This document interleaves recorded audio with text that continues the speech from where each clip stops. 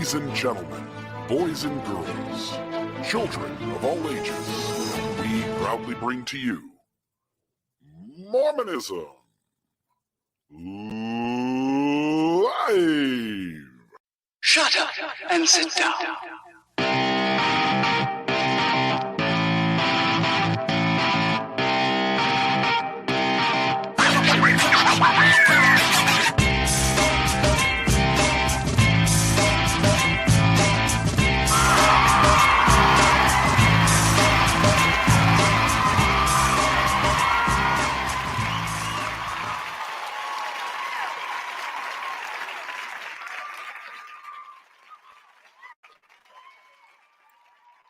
Okay. Go ahead. You didn't now unmute you're me, on. man. I did. There we go. We were playing around with the mute button together.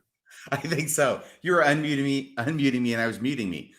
All right. Well, good evening. It is Wednesday, March 23rd, 2022. You're looking very sharp tonight, Mr. Real. I'm trying, little jacket over top of a shirt. You're the one who kind of did this first. And I'm like, yeah, you know what? I think I can get away with wearing a shirt under a t-shirt under a jacket. And it looks good.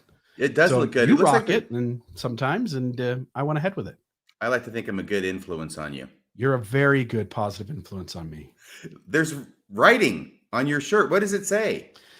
It's a quote from Buddha. You need to let that shit go.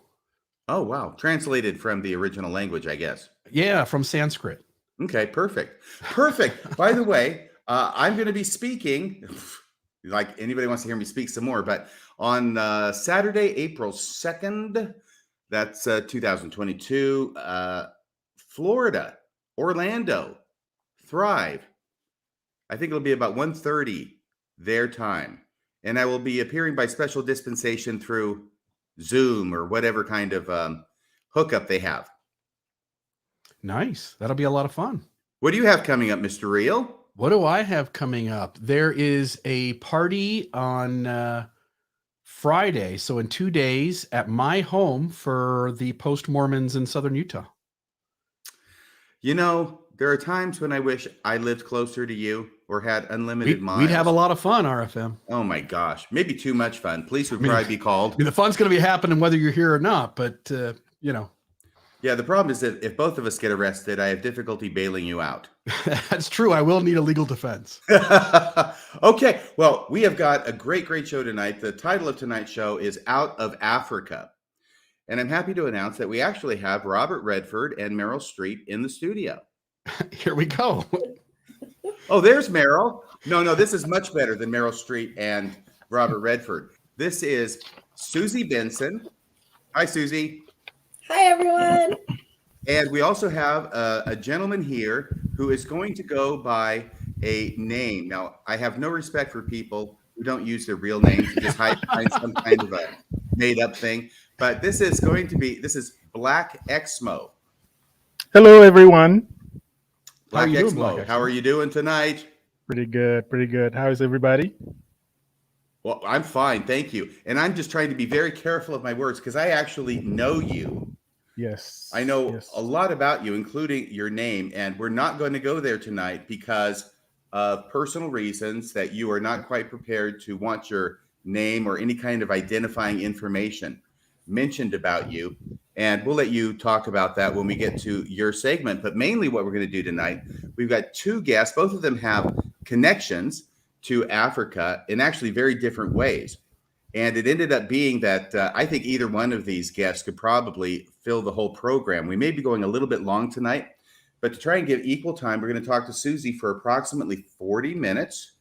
And then we're going to talk to Black Exmo for 40 minutes. And then we'll have phone calls like we always do at the end of the program. Does that sound okay to everybody? Absolutely. Sounds great. All right. And everybody's going to be on the screen for the whole thing so everybody can comment as things progress. Now, Susie Benson. Susie, are you okay with talking about where you live? Yeah, absolutely. Where do you live? I live in Kirkland, Washington, which is just down the way from some other amazing Exmos in this area that I'm not sure I'm allowed to talk about. I was thinking about I don't know that I want to name other Exmos. That's fine. You don't need to. You don't need to, Oh, but that's where you are. And I understand that you are a certified professional coach. that's And is true. that what kind of coach is that? So I do leadership development, and I help individuals maximize their potential. Cool. I need a lot of that, believe me. And you trained with Brene Brown. Yes, I was lucky enough. You can see on that side of the screen, that little picture up there is me and my, I guess she's my hero, is Brene Brown. So I was lucky enough to train with her, and I deliver her. I don't know if you've ever heard of Dare to Lead. It's a national bestseller. I deliver her curriculum in organizations and use that in my coaching to help people um, learn to be more vulnerable and get rid of shame. Wow. There's a lot of shame in Yeah, this world, absolutely. and about 3 times as much in the LDS church. 4 times. Yeah. We got a big competition going. It's a kind of a friendly competition between the Mormons and the Jews. But I'm sorry, I just say that because of my Jewish friends. Anyway, so we're trying to see who can do the most guilt is the deal. Now, that could be its own show about Brene Brown and about your coaching, but we want to talk about your connections with Africa that you had found in an organization called African Promise Foundation. And ultimately, you went and I believe you sold that to somebody else. Is that correct? Yeah, I actually didn't sell it because it's a nonprofit, which in legalese terms, you can't sell a nonprofit. So Okay. I handed it off to a young woman who actually traveled on a trip with me, and she had a dream of having a nonprofit. And I said, "Hey, here you go. You can Oh, be the fantastic. director." Fantastic. But then you founded a new organization called African Promise Expeditions. I did, yes. African Promise Expeditions is an offshoot of the foundation. And during my faith transition, sadly and happily, I went through a divorce. And as every good Mormon, woman, I was a stay-at-home mom, and so my foundation, I didn't make enough money from that to sustain myself. So when I went through the divorce, I said, "Well, how can I sustain myself?" And I was leading people on these transformational journeys to Africa. And I said, "Well, what's wrong with being paid for what I'm doing?" And I started this organization that leads people on personal development journeys to Uganda, with the idea that we connect to the community, immerse ourselves in a village, and we, the visitors, transform. It's a lot less about trying to change Africans. That's not my motto at all. So I've been lucky to partner with some incredible people like Noah Rasheta. Some people know him from secular Buddhism, and we've led a few expeditions with what turned out to be a lot of expos, and then a few surprise people who were like, "Hey, I thought I was coming on a trip to learn about secular Buddhism, and now all of you Mormons, ex-Mormons, are sitting and talking." So yeah, we've had some really great experiences in transforming lives, both in Africa and within, I would say, mostly the U.S. Before I get to your story related to Africa, how can anybody who is interested in what you do find out more about you? Well, I have 2 websites. Maybe Maven can pop in the chat. AfricanPromiseEXP.com is African Promise Expeditions. And I actually lead, sometimes partner. Some of you may have heard of this awesome woman named Dr. Julie Hanks. She is a very progressive Mormon who's helping a lot of people. And she and I had teamed up to bring a group this summer, and it kind of fell apart because of COVID, but that's on the agenda for the future personal development journey with Dr. Julie Hanks, who's still in and I'm out. And then as far as coaching, if someone needs help with transitions or leadership, it's SusieBensonCoaching.com. And that's Susie with a Z and a Y, correct? That's right. SUZY, Benson, BENSON. Yeah, I think some of you know that name, Benson. Yes. Well, is there a relation? Actually, no, but there is to Faust. Oh, okay. Last name Benson, but the relationship is to Faust. Yeah, isn't that interesting? But there's no nepotism in the church. So you're related in some way to former President James B. Faust? James E. It's been too long. I lost it. I'm sorry. Yeah. Yeah, thank you. Oh, I love those websites. Thanks. How was it that you came to be attracted to being involved in Africa? Yeah, that's a great question. One of the things that I can thank Mormonism for is they instilled a belief in me to make the world a better place. And I've always been service oriented. Part of that is probably my nature. And then part of that is, the church really taught me to do something, right? We're a church of works. So I volunteered when I was living in Chicago with a group of Somali refugees. And when refugees come to the U.S., the U.S. each year picks a certain amount of at-risk people groups, and they give them visas, and then eventually they become citizens. I started volunteering with a family who arrived straight off the plane from a refugee camp in Kenya called Kakuma. And my heart was just so open. These people literally got off the plane. Many of them had malaria. One of the young boys, his name was Shukri. We taught him how to write his name, and he took a Sharpie. And because my friend was hosting them in her home, he eventually started writing Shukri in Sharpie on her furniture, and we had to put a stop to that. So I listened to their stories. My heart was touched, and I started to dive a little bit deeper into Africa. I was pretty, naive. And even though my parents raised me to be a citizen of the world and I traveled the globe, Africa was not on my radar. And I discovered that in Uganda, there had been a war. It had been going on for 20 years. And over 20 years, 40 to 60,000 children had been kidnapped and turned into child soldiers and sex slaves. And I was appalled. I was like, how do I live in this world? And I didn't know this. And at the time, Elizabeth Smart, we all know her story, she was front and center. She'd been missing. And I thought to myself, if Elizabeth Smart gets all of this press, and we have 40 to 60,000 children who have been kidnapped, why are we not talking about them? And so I kind of joke now, like in typical white savior fashion, which I'm embarrassed and I can admit now, I was like, what can I do? And I wasn't sure if someone was chiming in. So I decided that when the war ended, it became a 21-year-long war. It actually didn't completely end. It just moved into another country, but it got very small. Joseph Kony and the warlords moved on. I was like, I want to go to Uganda and I want to see if there's something that I can do. And so I literally hopped on a plane, not knowing much. My dad had a contact in Uganda with a soccer program. And we went over to Uganda with the intention of, exploring and seeing if there was some way that we could help. And what transpired in that experience was the gentleman who was hosting us ran a soccer program can you guys still hear me? Something just changed in my... I can hear you fine. Perfect. Great. Something switched in my ears. This gentleman who hosted us ran a soccer program for kids, in war-torn Uganda. And he said, my dream is for you to bring back an American girls soccer team and teach girls both soccer, like goals on the pitch and goals in life.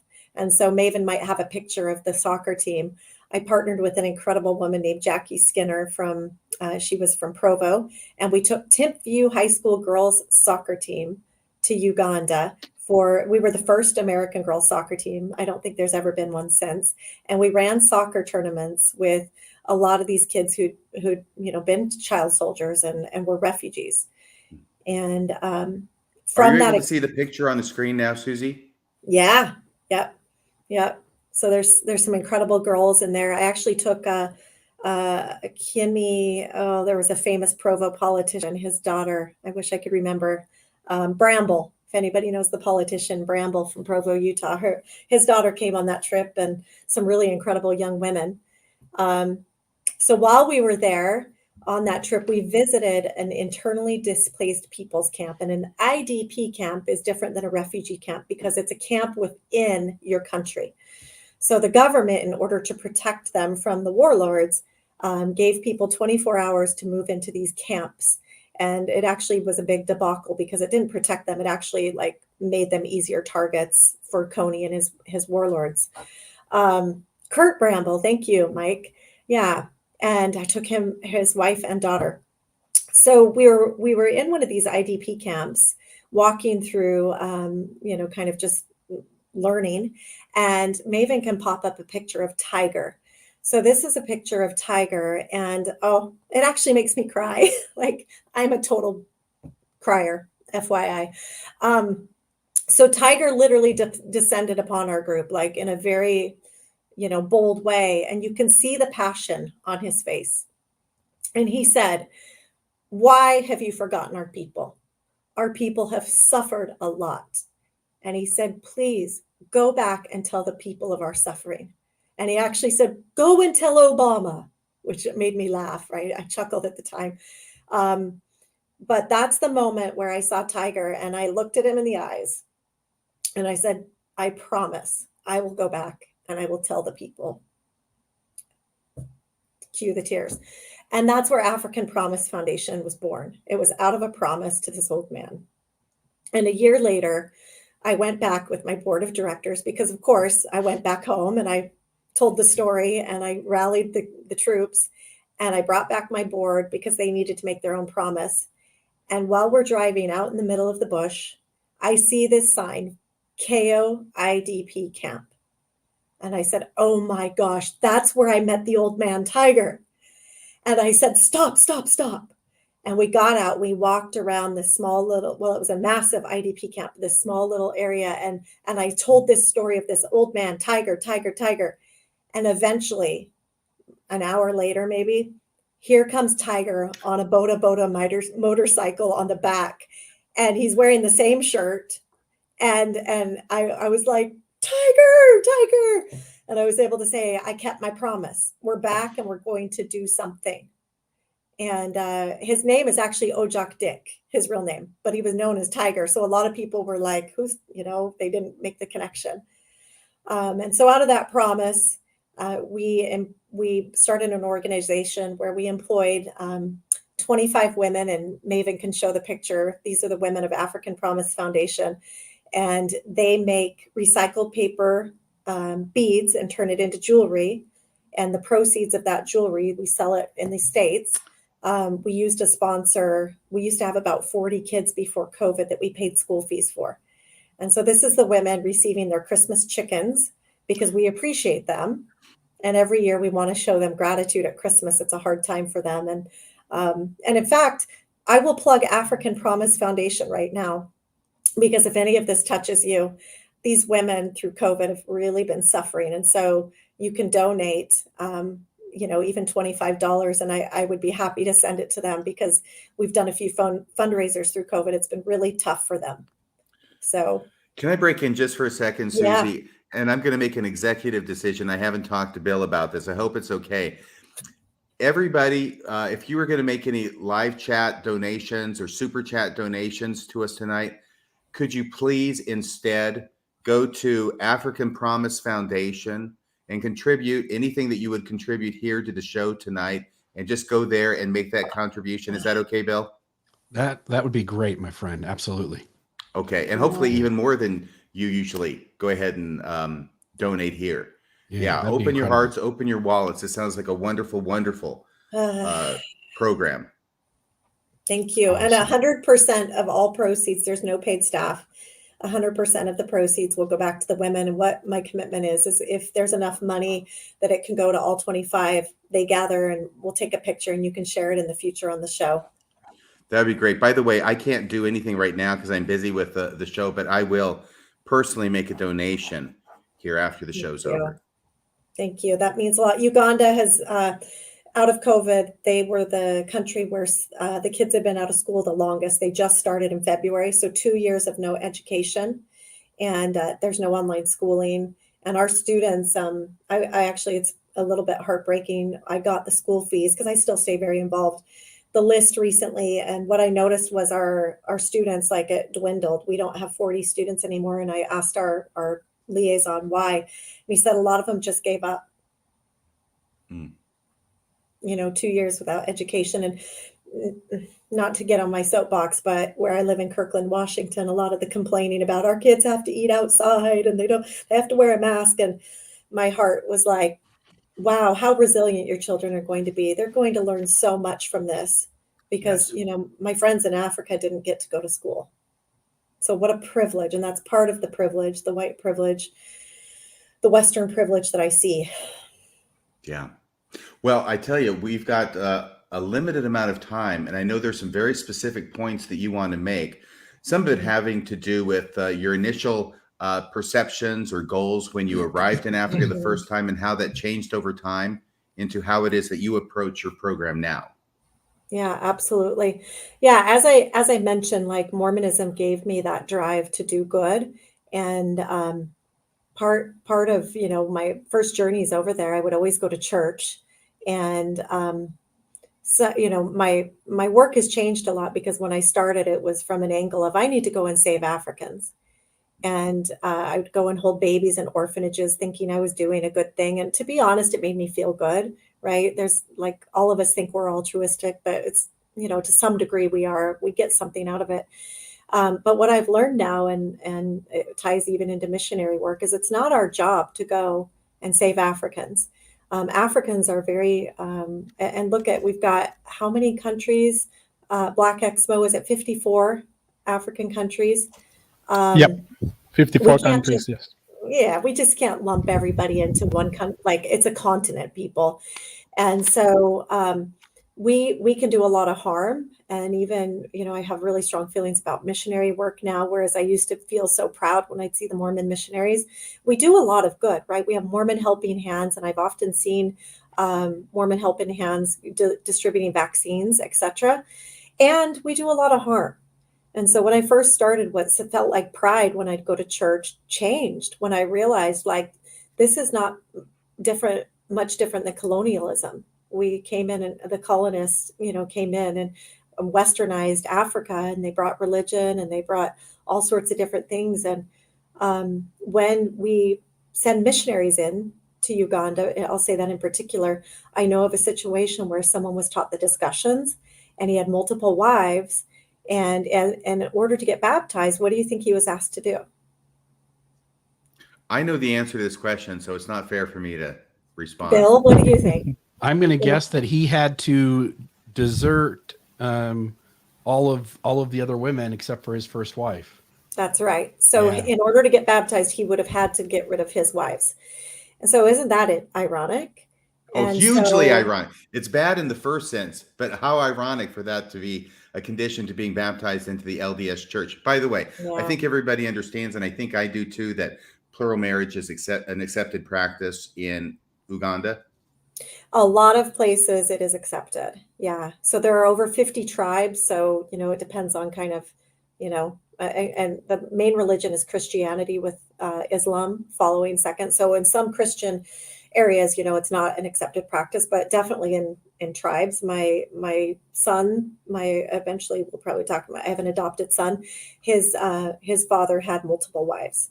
So it's, they may not all actually be legally married, but it's a practice of, so. Susie? Mm-hmm. Yeah. So what did this guy do? Oh gosh, that's a tearjerker. So on that trip with the soccer team, I went over to Uganda a few days early with the intention. What do you think I was going to do? Angelina Jolie, Madonna. What do you think? Adopt an African child? Right? A baby. Because what had been sold to me was there are all these African children who need families, and I've got a lot of love in my heart. So what happened, right? My heart was pricked every time I went to Africa. I'd see all these babies that looked like they were in poverty, and I was like, oh, I need to save a child. Now, please don't drop now, because you're going to learn. Like, I don't believe that anymore, right? That's not my job. But I went over there with the intention to find a baby, because I was like, oh, I've got a lot of people, or a lot of love in my heart, and I can help a person. What happened was I didn't find a baby. I connected with that 14-year-old boy. So cue the tears. That's me after I met him. You can see I have a rosary around my neck. That necklace, he gave that to me as a gift. Oh. And we said goodbye to each other. And he had called me mom for days. He followed me around the village holding my hand. And I was like, of course, my heart was touched. I fell in love with him. And I thought, I remember calling my ex-husband and I said, I didn't find a baby. I found a boy.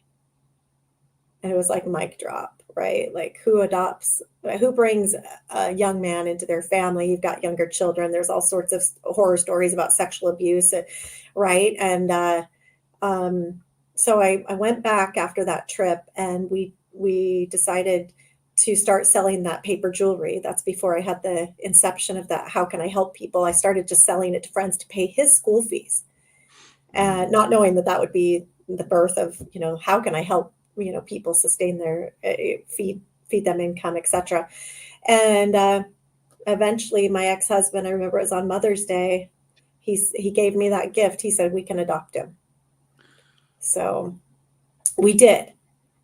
And we brought him back to the States, and you can, Maven, maybe show a couple of pictures of him, the two of us now. That's my son. I won't say his name for privacy. How old is he there? He's probably, let's see, that one was probably 2 years ago, right? We're looking at, and before that was probably right after his mission. So he, came into our family, and we said, you don't have to become LDS. Like, we're not going to force you to do that. And he said, Mom, I always do his accent, Mom, I want to be a part of the family.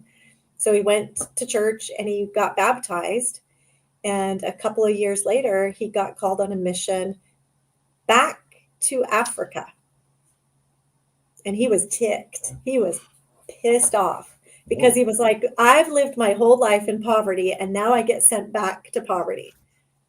And I thought, man, the church missed a golden opportunity to put a black face in the church and represent, diversity. He wanted to go to Texas. He said, Mom, I wanted to go to Texas. And Maven, you can show a picture of him. This is him in Ghana. And he had a beautiful experience.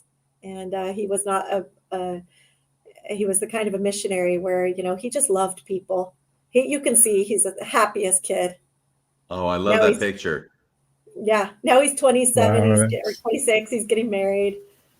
So imagine how he felt, though. He went on his mission into this religion that we brought him into. And during that mission is when I had my faith crisis and got divorced. So he left with an intact family who believed everything. And he came home, after serving the Lord to realize his family was gone. We were splitting up. We had no sign of problems before his mission. So it was pretty tough. And there's some guilt. Is your son Susie, still can I active ask a question? Oh, go ahead, please. Yeah. Is this photo from his mission? Yeah, it's in the MTC. I'm just looking at the. Okay, I thought maybe that's the photo of the Christs on his mission in Africa. Anyway, go ahead. Yeah, well, is the MTC in Africa? Yeah. Yeah. So he went to the Accra, Ghana MTC. So literally, it is interesting. We've got a white savior standing above him, and I talked about this idea of the white savior complex, and I think a lot of Mormons have the white savior complex. And can you tell us what you mean by that? I know you said that you felt that you suffered from it initially, though you've changed your mind about that. Absolutely. Or seen. Go ahead. Absolutely. Yeah. I mean, I feel extremely vulnerable talking about it because, it's not a good title to have. And the white savior complex is really this idea that white people come in and rescue Africans. That, why on earth would I need to go and, rescue an African baby? I mean, that adoption costs $25,000+ Can you imagine if I empowered, right? Like my son was able to say, I want to come to the US. It's worked out beautifully. Now, a lot of babies in Uganda and in Africa have living family members who would take care of them. They need a hand up. They want to be empowered. But I'm very against, I might get some pushback on this, on taking African babies from their culture and cutting them off from their, like I'm unique because I go to Uganda all the time. My son, Uganda is in our whole family, like it's represented in the house. But a lot of people, like these, in trying to do good, they remove Black children from their culture. And it's a rich, beautiful culture that, can you imagine that $25,000 how that could have empowered, could have started a business for someone. And we still stay in touch with my son's birth family. His parents are deceased, but we are sponsoring, a brother in education. We have a lot of ties, but there's that, we could do a lot of good by empowering people and keeping kids in their culture. I don't know for a fact, but I'm guessing that US dollars go further in Uganda than they do here. Yeah. So on average, like if anyone wants to sponsor a child, on average, it's probably about $50 a month. And that includes food, education, and housing. And do you do that through your foundation as well? Yeah, I do. Yep. Okay, because I'll tell you, I don't know anything about these charities or organizations that maybe I see ads for on TV. Yeah. One of them, I think Sally Struthers was in, but that may have been a while ago. So I don't know how much of money that gets contributed there actually makes it to the end of the line. In your situation, how much does? Right now, 100%. There's no paid staff. And I will maybe shift some thinking on this. When I started my nonprofit, I felt a little self-righteous because until the end, I think I made $900 a month at the end because I was giving it a 40-hour work week. I felt a lot of pride in saying 100% goes to the kids. And I still do. However, if we don't pay nonprofit workers a decent salary, we don't attract people who are good at their job. Like we need to incentivize. So I actually feel like, look at the balance and the ratio, but I would love, I'm pretty good at what I do. And if I can make a 6-figure salary and come in and make it, let's say a nonprofit hired me, I can make the nonprofit better and generate more income, which helps people, but we have to pay people. We in Mormonism, I think there's this like pat on the back if we do everything for free. Remember, we're all volunteers. And so I want to get, out of that mentality that we don't need to pay nonprofit workers. And I will say we're a very small nonprofit. And so 100% of it does go to the kids. Right. Well, I think the wonderful thing about what you're doing is first off that you had this idea in the first place, and then you acted on it, and you actually went over to Africa, which it's a long trip. Yeah, I think I've been 15 times now. Is how many times? At least 15 times. I've got to imagine it was somewhat scary the first time. You'd never been there before. You don't really know what you're doing. You don't know the language. Interesting. So yes, because in Western culture, we have created this idea that Africa is about war and everyone's in poverty. And one of my missions in life is to flip the script and show Africans as empowered, intelligent people who know how to solve their problems. And I'm totally against using, and you may even still find it, like poverty porn is what I call it, somewhere with my name attached to it. And I apologize if there's stuff still on the internet, but using pictures of children who look impoverished to elicit donations, change hearts. Like I started out that way. I used a lot of sad photos and told a lot of sad stories. And what I want to actually flip the script on is resilience and even bringing it back to church members, right? Like the church members I've met over there, the resiliency and the dedication to the church. I'll tell you a good white savior story. It's a bad one. Someone in my family, I won't name names, but I'm not attached to them anymore, if you get the drift, went to Uganda. My son actually did his Eagle project in Uganda. He raised the money and dug a well in a village, which was really cool. And he and his dad went over there once to do some work for the foundation. Now I've actually given it away. And they went to church in Gulu, Uganda. And there was a young man who was about to get the priesthood that day. And this young man had on a dirty brown t-shirt.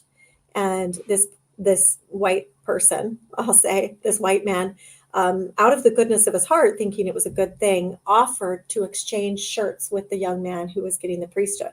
So we have this is white savior at its finest. Take a picture of the young man and the black man in the brown shirt and the white man in the clean white, priesthood shirt.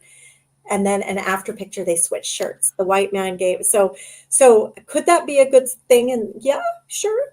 But the idea that we took pictures of it and we shared it on social media, that's where the white savior comes in.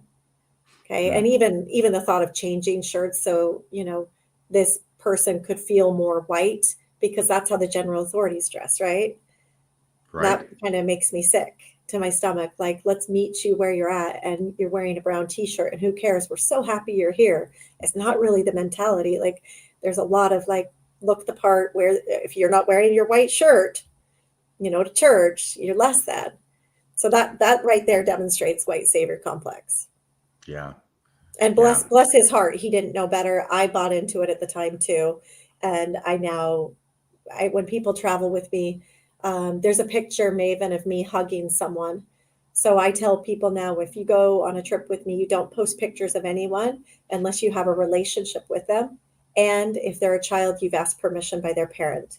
So this one makes me cry too. I miss it. I haven't been in 2 years, but you can see my butt and my back. We've been in the mud building a classroom, and that's the headmaster. And you can see the white and the black folks, like the Africans and the Americans. It's just so full of joy. It's about relationship. It's not about we came here to solve your problems. Got it. By the way, before we switch over to Black Exmo, there was I want you to speak to anything you want in the time remaining, but I know there was a certain painting. Yeah, sure. Yeah, Maven can share that. I don't know how many of you who are watching have seen this painting. It's by the famous church artist, Liz Lemon Swindle. And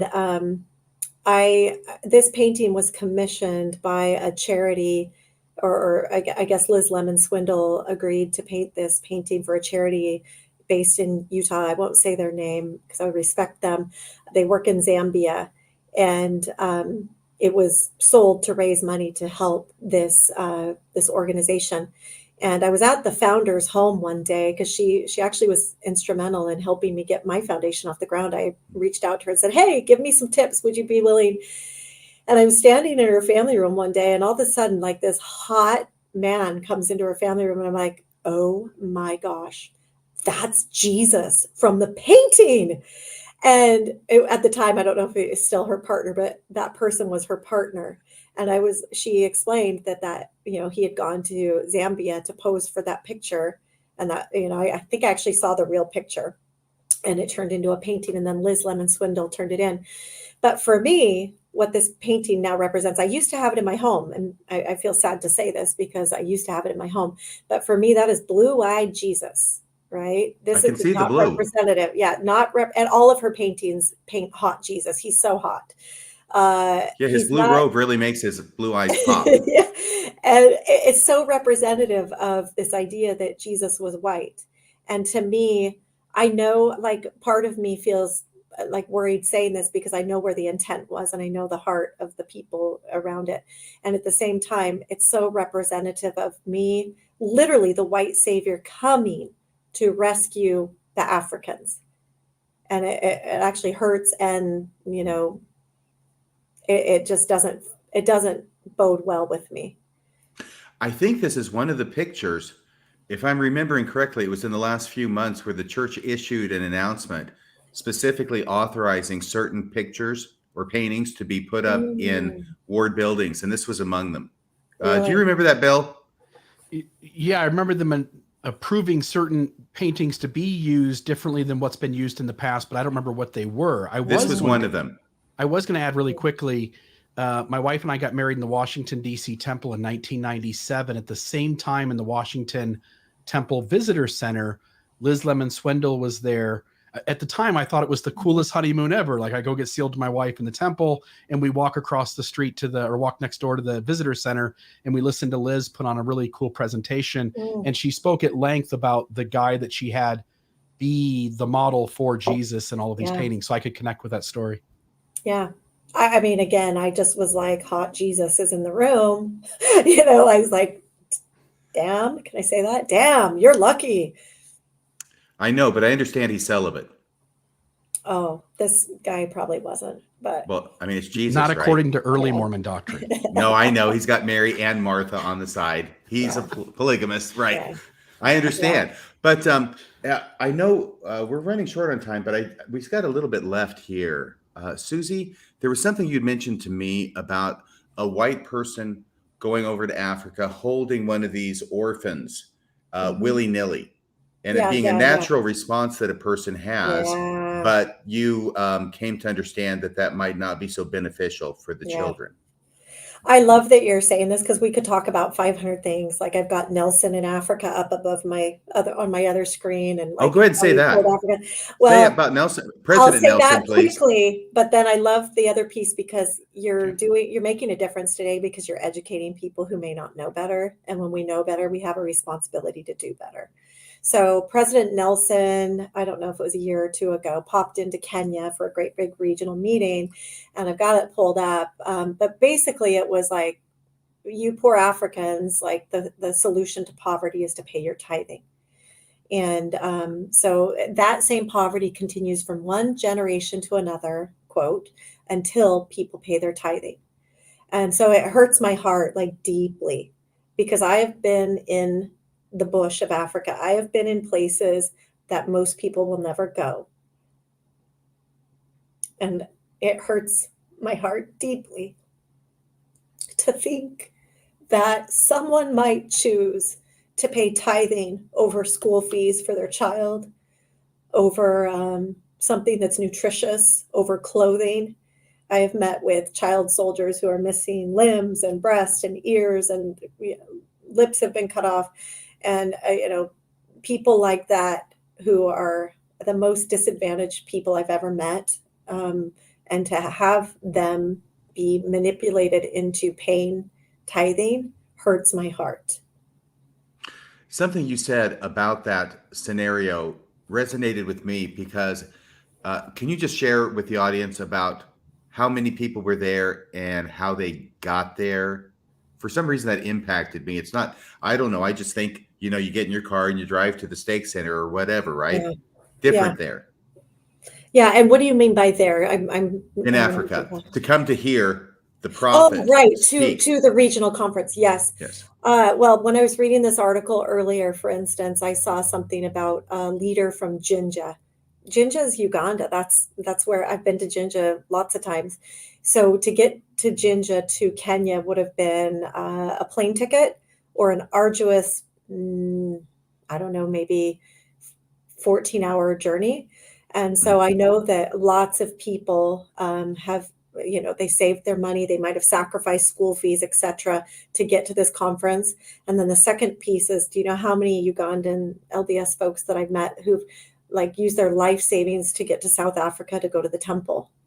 So, they may sacrifice the opportunities. And last but not least, how many times have I had African Ugandan Mormons come to me for food, meaning, Susie, please, I'm starving. And I say, well, have you asked the church? And they've been turned away. They've been turned away and told, go ask your family. Well, in this case, this boy was an orphan, no help. So it does kind of make me sick when I go into the buildings, especially the temples, and I see the amount of money spent, when I know that money could actually solve poverty in a country that I love, could solve it. All right, go ahead and tell us about the holding of the orphans. Yeah. Okay. So in my olden days, right, I have a really tender heart, obviously. You saw my tears. And I thought I was doing a good job by volunteering when I go into Uganda to hold babies. And what I noticed, and through learning from experts on child development, is that I'm actually doing harm. Imagine I go in and hold a baby. Most of us picked our favorites. We bond with one or two children, and over 1 day to 3 weeks, who knows, 2 months, we bond. And then what do? We turn around and leave them. And that messes up a child's development, because they don't form attachment in the proper way. So a good orphanage, not that there are any, but there are orphanages that are doing, the best they can and doing good. They will set these children up in little families, meaning they'll hire maybe a mama, maybe she even lives there with her own children, and they create a family unit. And so my goal is, if I ever go to an orphanage, which, I don't do anymore. Well, actually I kind of do, but I stay hands off. And I say, I want to empower the Ugandans to, the mamas to wash. Like, I might go in and wash clothes or paint, but I'm going to be hands off. I'm not even going to interact with the children. Some of the orphanages that I've been in, when they see a white person, they associate it with toys, candy, people handing out Jolly Ranchers. And I went to one orphanage where they literally clawed at you, the children. They were like animals to get to you, because they wanted to be loved and hugged, and they wanted toys and treats. So I'm like, I'm not playing into that. If I go to this one place, St. Jude, which is where we pay a lot of our school fees for this particular place, I stay out and I go in the background. Or if I have relationships with some of the older children, I go back year after year and I connect with them. So, I just really, like, if anybody walked away with something like, hey, it's a good thing to go to a developing country and hold babies, do your research. It's not. Do something that empowers people. Don't take the power away by going in and robbing, making it easy for people to not do their jobs. They want to have pride. So, were they turned away from an African bishop? It was an African bishop. It was in Kampala, Uganda. Yeah.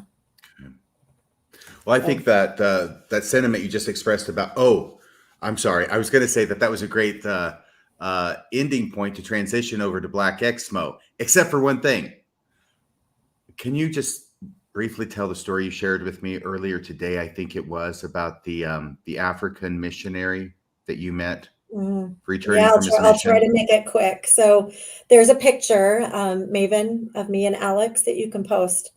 So my second trip to Uganda, I was on an airplane. I laid over in Nairobi. And lo and behold, I'm looking and I see this missionary in this white shirt. That's this young man right here.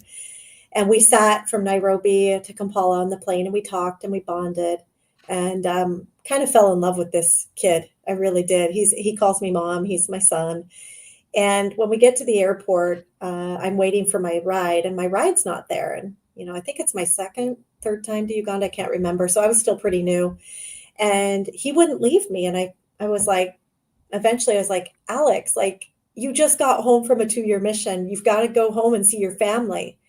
And he looked at me, can't say this without crying. And he said, Sister Susie, I have no family.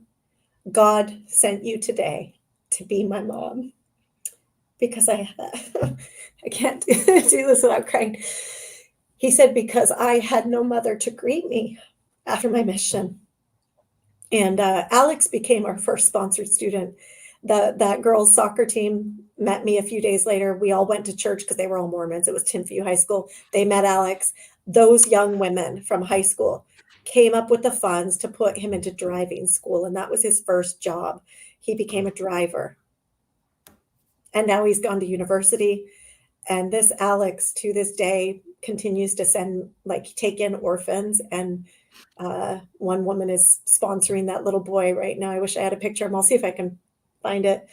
But Alex is like, he's my son, and he's still in the church, and he's the one. Do you see how thin he is? This is during a time that he was literally starving, and he never asked me for anything except that one time. And he asked me if I would send money for food, and he was turned away by the church when he was starving. Yeah. You could just see that smile. How can you not? I mean, do you just feel like love when you look at this person? Yeah, that's 100 megawatt smile. Yeah. And my son has the same smile. There's these two boys have captured my heart. Men. Now they're men. Just to jump in for a second, I did an interview years ago with, I think it was Robert, what's his last name? With the Liahona Foundation. I can't remember, but I did an interview with him, and he talked about how the church welfare system in the US, how it works. And essentially I served as a bishop. If anybody came to me and had any need, mortgage, car payment, anything, we could just write them a check, and we could do it for months and months on end. And in some instances, years on end. And they would try to get us to work towards getting those situations cleared up, but they didn't make it too difficult to keep those going endlessly, essentially. He would share that in these other countries, namely Africa and other places, that the system doesn't work that way. At best, some of these local leaders can feed a family for a month or something, but then they immediately have to come off the system, and then they're back on their own again. And it just seems so strange in a church that has this much wealth that we don't have a better system in place to take care of the members of, the church, regardless of where that member's at. And unfortunately, it seems as though there are certain privileged places to be a Mormon. Mm-hmm. Yeah. I see it all the time. And one last thing, if we can change everyone's language, I am tired of calling poor countries third world countries. They're developing countries. It's a much more respectful way. Yeah. Like none of us knew that. I didn't know that until I started development work, but let's give Uganda and Africa the respect. They are a developing country. They are not third. They aren't. Yeah. Thank you for speaking up. Thank you. Thank you. Yes. All right. So let's switch over to Black Exmo. Are you still there, my friend? Yes, indeed, I am. Thank you, Susie. This was excellent. Thank you. Thank you. Black Exmo. Can you tell us your story? Because I understand that you come from Africa originally. Originally from Africa, yes. I did up through high school there. I wouldn't name the country. By the way, I ask your indulgences. I'm just not quite ready to unmask yet, so dealing with friends and family stuff. But ultimately, I think it'll happen. So I grew up Catholic.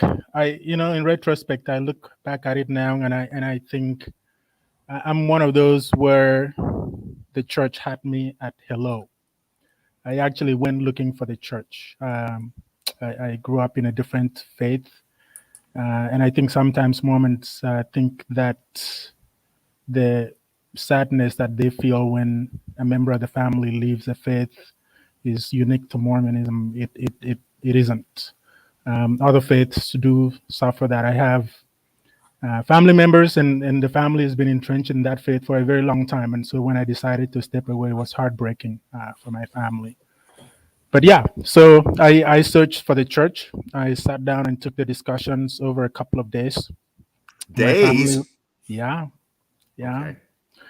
Yeah, my family, and I'll circle back and just tell you why that was so compelling for me at that time. My family was generous enough to sort of let me, after high school, kind of find my path in life, including a faith. And I watched my parents try to establish and instill a faith in the family, and so when I stepped away, it was heartbreaking for them. So in the family, even though in that particular faith it wasn't normal, I can tell you that my father would give us father's blessings. I don't know where he got this idea. If we were ill or some anxious moment, he was put his hands on our head and give us. You all know what this means, right? Give us father's blessing. There was fasting in the home. There was service to others, encouraged within the family. So I grew up just sort of learning all about this stuff until I came up in the church, and I thought, this sounds familiar. This resonates. There was a scripture study in the home, and I love my favorite is the Old Testament. I love the Old Testament, and I saw all of that, and I thought, this resonates. This sounds like something that I want to be a part of. And hence my 2-day discussion and enthusiasm and excitement. And that's why I think if you saw that movie, I think Jerry Maguire, where she says, "You had me at hello, the church had me at hello." And that's how I came into the church. Are you okay with saying what year this would have been? This was, I think that might give it away. That might give it away. It was definitely, it was definitely in the 80s. Okay, that's good enough. So what happened from there? So shortly after that, I left home. I had always intended to study somewhere else. And so I left home, and having joined the church there, and did get baptized there, and I applied to come and go to school in a church school in Utah. I wouldn't name which school it was. And so I came out there and started college. And I kept hearing all of this stuff. You got to go on a mission. Everybody goes on a mission. Every young man has to go on a mission. So I thought, okay. And I happened to be dating a lovely girl at the time. And obviously, as you know, the story, to qualify everybody wants you to serve a mission. So I thought, okay, if I'm truly committed to this, then I should do what everybody else does. So I sent in my paperwork and I was called on a mission, and I got to serve on a mission. And that is where it started for me. And that mission was in the United States, correct? Yes, it was.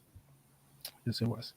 So 2 months into the mission field, I had just arrived into the mission field, excited, enthused, and wanted to share the gospel.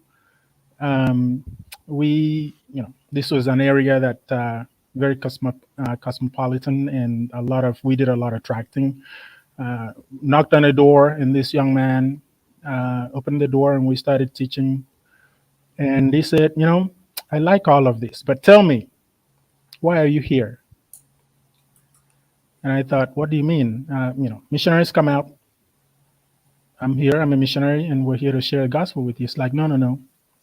Why are you here? Did you know that your church prior to recently did not allow Black folks into your church? And my shoulders just dropped. Everything, my countenance, everything is just like, how could this be? How could this be? How is it that I didn't know about this? And so that was my very first encounter with this issue. After we had finished knocking on doors that day, I came home. I called the assistants to the presidents, asked if I can speak with the mission president. They connected me, and I said, could we set up a meeting? I would like to discuss this. Can you explain to me why this was the case? And he was an amazing person. He was compassionate, and he just said, I don't have an answer. Black Exmo, I do not have an answer for you. If I can lift this burden, I would, but I don't have an answer for you. You can imagine, on top of all of this, brand new in a country, brand new in a church, coming from the other side of the tracks, if you will, with a different skin color, and no resources, no avenues, nobody to talk to about this issue. I have abandoned my faith that I grew up with. I've abandoned, so to speak, my family sort of looked at me now as, what are you doing? I couldn't turn to my family to say, hey, this is a struggle for me. Can you help me explain? Can you help explain this for me? Because it doesn't make sense. Nobody. There was nobody, nowhere to go. So I struggled. I pushed it down. I didn't want to quit. Did you meet with your mission president? I did. I met with him several times. How did it make you feel when you found out that actually Black people could join the church? They just couldn't hold the priesthood or go to the temple. Did that make it better? That didn't make it better. That did not make it better. Right. I think what was even worse, and I get that in life things happen. I think he was sort of, I don't think that he expected that I could be intelligent enough to ask the deeper questions that I was asking. Things happen. I gave him that. But I said, can you, so when I found out about this, I think at that time they still used to carry some of the church buildings, and the mission home still had copies of Mormon doctrine, journal discourses. So I love learning. I dove into research, and I'm like, I need to understand this issue. So the more I read, the more I'm finding out that this not just were Black people excluded, but the explanation that was given. So that was my question to him, is like, can you explain to me how prophets, seers, and revelators, people that I have come to trust, and who represent God in this life, on this earth, would hold these views? And that is where it kind of got, he just could not explain that. And that's where I think the only thing he could do is like, if I can lift this burden, if I can find a way to explain this and have you feel comfortable in the church, I would do it. But there was just no answer. He couldn't provide an answer. And so, when there would be zone meetings or conferences and general authorities would visit, he would put me in touch with any number of them. I had conversations. And generally what it came down to is Black ex-Mormon, ex-Mo, don't throw the baby out with the bathwater. That was the response, right? Instead of giving me the answers, the intellectual answers that I was looking for, the explanation that would make sense. So you can see now my cognitive dissonance, the gap between what I thought the church was and what I'm discovering it is, just started increasing and widening. And I pushed it down. I kept pushing it down, and I was able to finish the 2 years. You finished your mission. I did finish the mission. I finished them against all odds, against all of that, against being mocked and laughed at by young missionaries from the South who've never seen a Black missionary in the mission field. Against all of that, I finished the mission. Can I ask you a question before we go on from there, Black Exmo? Sure. You had converted in Africa. You finished high school, but you're an active Latter-day Saint. Obviously, you're very interested in learning and finding out and reading, and you do that, and then you come over to the States to begin college. How much college had you done? 1 year or more before you went on your mission? 2 years at that point. 2 years. Okay, and you had mentioned a church school, though otherwise unidentified. Were there religion courses there? Oh yeah, of course, yeah. And you had to take those. Yes. And you're also going to church. And you're also studying and reading your scriptures. Right. All of that. How many years between your baptism and your mission? Between baptism and mission, 3 years. 3 years. So I understand what you're saying is that at no time during all of this study or going to class, even on a college level, had you ever heard anything about the priesthood ban on Blacks and temple ban? None. Even the missionaries that I received the discussions from, not having grown up in the States at that time, I don't know why intuitively I asked him a question. I asked him, tell me, how do Black people and white people get along in your church, where you come from? And they dismissed that question. And I thought, okay, it's not a big deal. Okay, maybe it's not a big deal, so let it go. But at no time, in response to your question, at no time had that issue come up. In fact, if there was any alluding to, any angling towards that issue, everybody just avoided it. Every member avoided it. Right. So here you are, you've done everything you've done, hurting your family by converting, everything you've described, and you first hear about the priesthood and temple ban from a non-member that you tracked it out on your mission. That's right. Wow. Imagine that my very beloved church that I had given all of this sacrifice to did not even honor and consider me worthy to be straightforward with me, to tell me about this. Give me the information at least. Let me make that decision that I did not matter enough to be given that information. Well, surely they've mended their ways since then. And at this time, I got to imagine that over in Africa, where the church is actually increasing in membership instead of decreasing like it is pretty much everywhere else, I'm sure that the church is telling the Black Africans about the priesthood ban before they get baptized or shortly thereafter. Nope. You would think, right? No. I mean, if you think that it is difficult here in industrialized Western countries to get access to that information, it's even more sanitized, more cleansed, more. They're not sharing that information with people of African descent in Africa, with Africans, just to give them informed consent to say, this is our history. You can decide whether you want to be a part of this or not. No, that information is not given unless.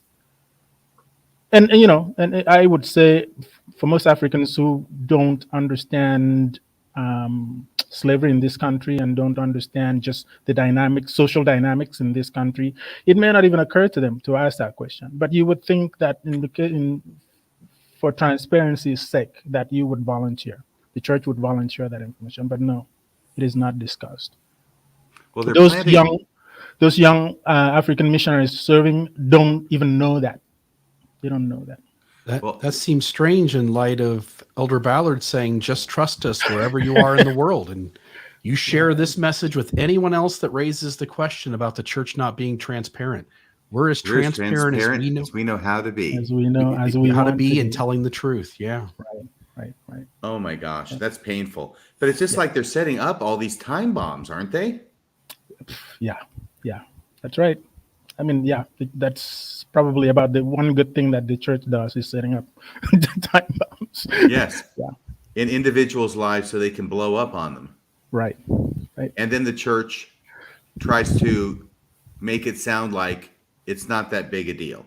Right. That is, yes. Ultimately, I think when this trajectory, this journey for me has always been, it's not that big a deal. Even in the mission field, even in talking to general authorities who visited, even till to this day, as when I had been active, talking to stake presidents, bishops, I actually had a conversation with a temple president when I was attending an active, and I asked him, that photo in the world on the wall of that Jesus doesn't look like where Jesus originally came from. There's always this, let it go, get over it, basically, get over it. Don't make this a big deal. Yeah, you're not supposed to criticize the church or its products. And in fact, not only you're not supposed to criticize them, you're supposed to think that they're the best thing in the world. And nobody could do it better. Oh, yeah. Now, you came up with a great expression that I will always remember, I think, when you said the priesthood and temple ban was not benign. Right. Can you tell us what you mean by that? Right. So, if you're walking into a fast food restaurant to pick up dinner, lunch, what have you, and you say, okay, well, today maybe I'll have McFish or McNugget, whatever. I don't know if those are brand names, but you can take it or leave it, right? It's not consequential. The priesthood ban, or in my, I think let's call it what it was, the doctrine of the curse was not benign in the sense that it was not harmless. It was actually traumatic and very harmful to not just people of African descent, but the collective population in the church. It is harmful. And, I've shared this in past conversations in the sense that, for one, you give people permission, the majority population in the church, you give them permission to be racist, to be prejudiced. And so you can see this extending not just within the confines of church, not just within the walls of the church building, but out into society. I think I read, late last year, where this young Black kid in Utah took their life. It's not benign. It's not benign when, and I do have an article here that I think if we have time, we can read in Washington, D.C., where a letter was sent to at that time, the stake president, who was Ezra Taft Benson, about two African-American sisters, where they, in Relief Society, where the majority population, whites in the church, did not want these two sisters, lovely sisters who were Black, to sit with them during in the Relief Society room. There's so many of these kinds of stories where what does that do to your psyche when you've entrusted this faith, you've given your life, you're paying tithing, and yet you've done everything you've been required to do, and yet you're still not enough. It was not benign in the sense that, according to church doctrine, which we can go through, all of the statements made by the first presidency in 1949, that articulating that this was a doctrine, it was not just policy. The first presidency statement in 1947, in 1951, not to mention Marky Peterson's address to BYU in 1954. All of what you're seeing in Randy Bott in, what was it? 2012. 2012, yes. Brad Wilcox in 2022 and Rodney Meldrum in 2022. It was not benign. This is almost the general attitude in the church, in the sense that when you walk in, you're a black person, you're immediately judged as not only were you not valiant in the pre-existence, you're not valiant here, you're not smart enough. And in the case of Jen Manning James, that you get sealed as a slave after this life. How does that make, how should a black person feel when you're going through this kind of indications and markings that this is, that you just don't belong here? You and right now I'm hesitating because I don't want to give away too many details, but I think it's fair to say and okay to say that you are going through a faith transition crisis, whatever you want to call it, that is of relative recent beginning as far as shelf breaking, right? Maybe about a year ago or so. Yes, this issue has been on my shelf since that day, 2 months into my mission field. For more than 30 years now. That's right. Yes, it has been on my shelf for a long time. How have you managed to continue as an active, faithful, observant member of the church that long? And what experiences have you had personally in church that have showed you that this priesthood ban, even though it was lifted in 78, is still with us and is not benign? Right.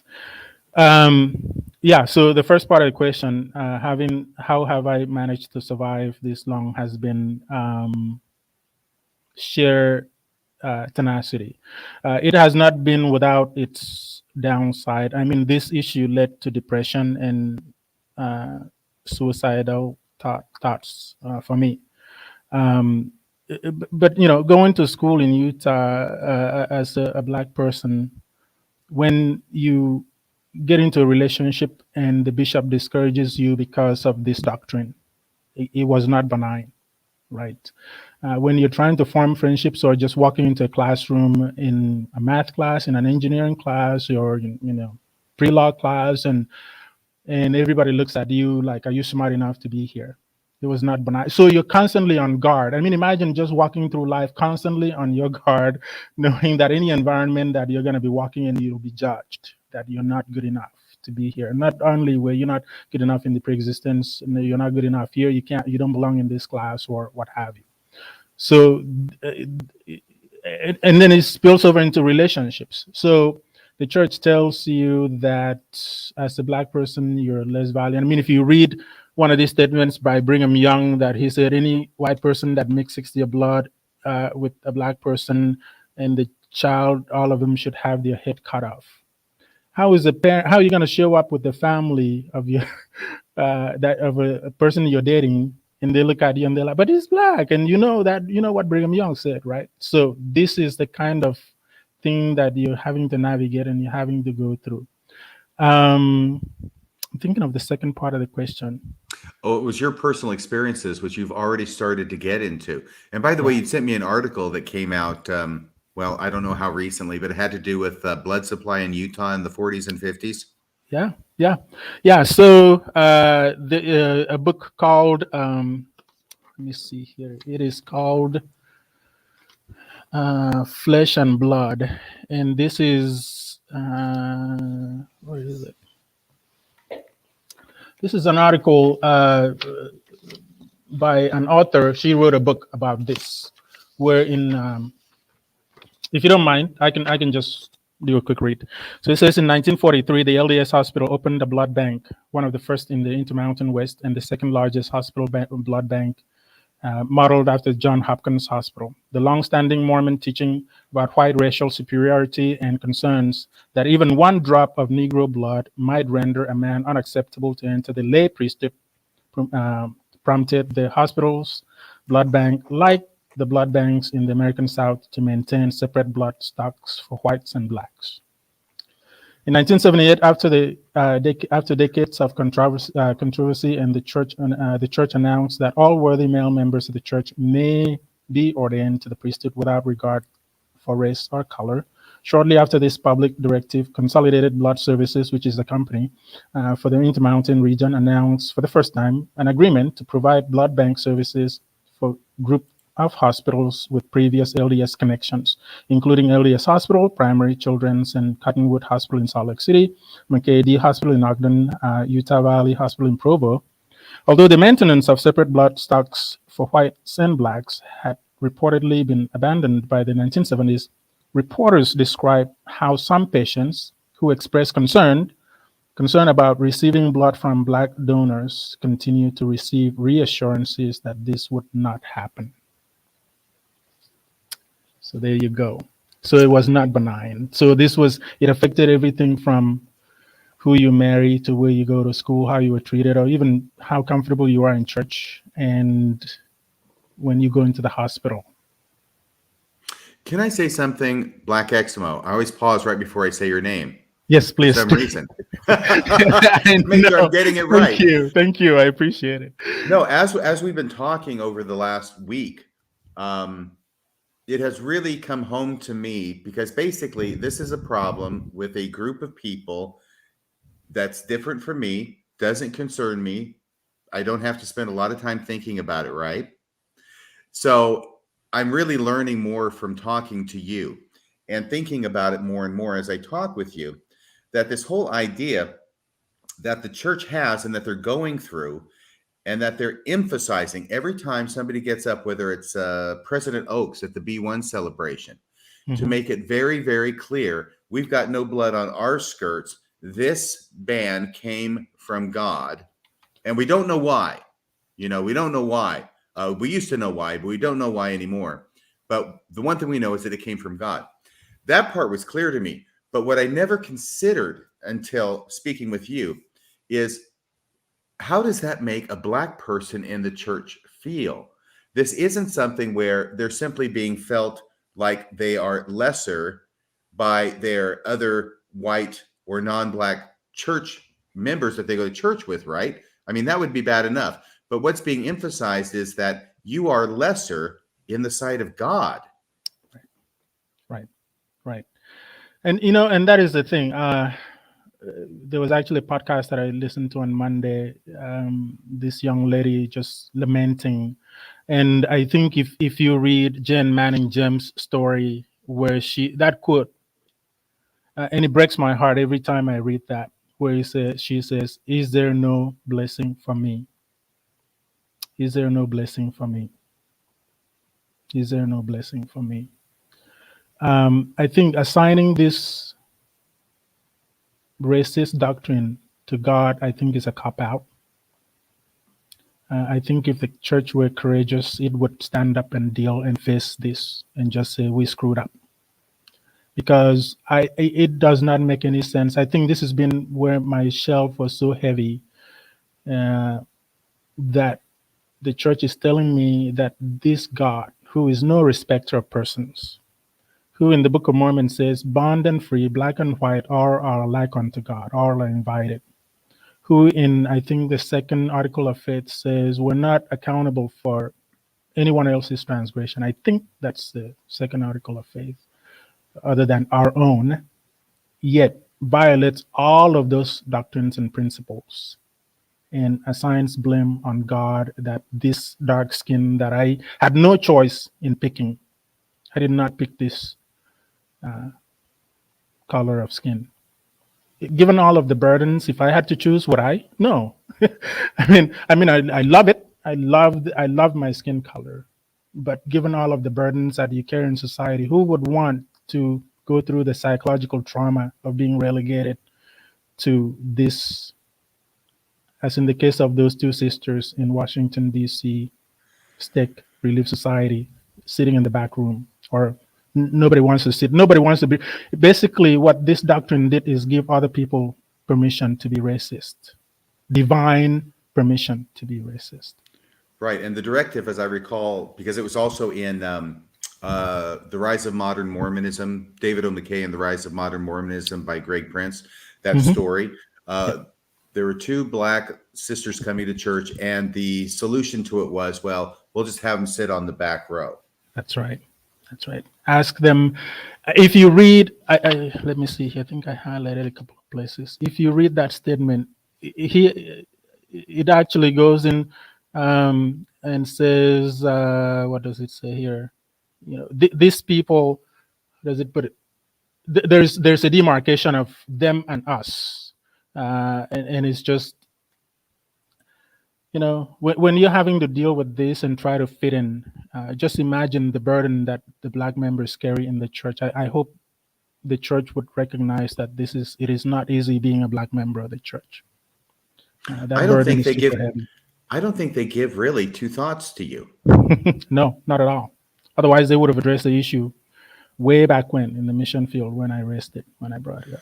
Isn't it strange that we all have to collectively hallucinate that these men don't make serious mistakes when the serious mistakes they make are all over the place?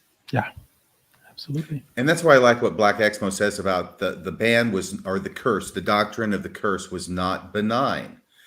And I love the way you understate it, right? Yeah. But it was not benign. It was not something that we can just have it lifted in 78 and now we go on our merry way and we don't have to address it again. I want to get to that in a second. But before that, we talked on the phone and I gave you an idea about going back to when you broached the subject with your mission president. And he was trying to say it wasn't that important or, just move along. I asked you, if I were your mission president, or if your mission president had instead said, look, this was a huge mistake the church made. The leaders of the church were wrong on this. We put it behind us, and I hope that you'll be able to forgive us for our mistake, which was great, and move along and know that we love you and that we're trying to do our best, and that part of that trying to do our best is lifting that ban in 78. Would that have made you feel any differently? Absolutely. Yeah, I think it would. I think it would have. And I mean, in the church we teach the steps towards repentance is acknowledging when you've wronged somebody, confessing that, and hopefully abstaining or refraining from continuous harm. We all know that. We all understand that. I think that had they been, I think at that point, all I was asking for is an acknowledgement, was just to be seen, was just, please don't dismiss, don't minimize this. It's already difficult enough navigating life as a Black skin in this society, right? Please acknowledge this and just let me know that you see me, that you know what this feels like, this cross that I'm carrying, right? All I was asking for is just that acknowledgement. Had the mission president been able to just say, you know what, we messed up, this is wrong, this was wrong. I don't quite know how harmful or how heavy this burden is for you, but collectively we will apologize. I think that would have gone a long way. And the reason I'm asking you this question is I hope, well, first off, just so you know, there are members of the SCMC that do monitor this program. And what I would like to do is hopefully get across to them this message so they can pass it on up. Yeah. That this is what would make a difference to Black members, and not addressing it and trying to just hope it goes away without ever dealing with it is not going to work. It hasn't worked in over 40 years. Right. Yep. And we mentioned this too, that the church lifted the ban 78 and they haven't dealt with the issue. And because they haven't dealt with the issue, by apologizing for it, by acknowledging that it was wrong, and all the things, it really doesn't have to be that much more complicated than that. But what has happened is that they've driven it underground because they have suppressed it by refusing to deal with it. And we learn in psychology that if we don't deal with usually negative emotions that we have by expressing them, and we repress them, that they don't go away and dissolve. Instead, they move over here, and then they come up to the surface in ways that are sometimes surprising. That's right. Where did that come from? But because of that, it seems that the church, in at least a number of instances since 1978, has had this pop up because the teachings have not gone away about the reasons for the ban. They're still there because they haven't really been dealt with in any meaningful way. If they had been, I don't expect that they would continue to be there in 2012. Let me see if I've got my little list here. There was 2012. There was Randy Bott. There was that whole episode. I hope most people know about it. It was when Mitt Romney was running for president. Randy Bott was a hugely popular religion professor at BYU and had been for a long time. And a reporter goes and talks to him, and he's happy to tell him what he's been teaching his students, thousands and thousands of students, right, over the course of his career about Black people and the priesthood and why it was that they couldn't have the priesthood until 1978. And one of the things he did was he likened it unto, boy, I'm still pretty Mormon, you can tell, just by the way I talk. But he likened it to a father with a 14-year-old daughter or 12-year-old daughter coming to ask for the car keys and saying, well, no responsible father would give his child the car keys because they're not ready for them yet, right? Right. And of course, that ended up being a huge kaboom on the front page of the New York Times. It was an embarrassment to the church. And the embarrassment, I think, was caused by the fact that here's Randy Bott actually saying what the church believes and has taught and hasn't dealt with. So he ended up not being a professor anymore after that semester. Let's say that, okay? I think he got called on a mission somewhere. So no longer a professor. But that's 2012. And you would think that, okay, the church was embarrassed severely by that episode.